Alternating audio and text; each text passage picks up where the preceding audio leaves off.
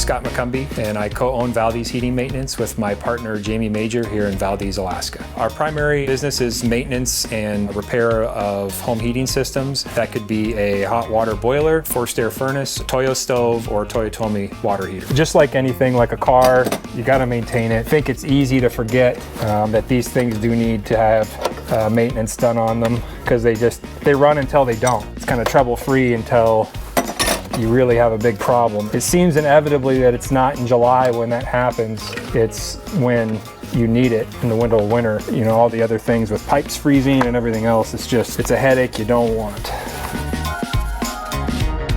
Recently, we've decided to start selling home heating parts, your boiler and furnace parts that may be difficult to locate here. We realize there's a lot of people here that are handy and just need to get the part, and so we are offering the inventory that we have for sale if people need that. Jamie and I are both full-time police officers. That's our normal day job. Both Jamie and I believe in the golden rule. We treat people how we want to be treated, and that goes with our business as well. I love doing business in Valdez because these are people that I know, my friends, my neighbors. I truly enjoy being able to help them.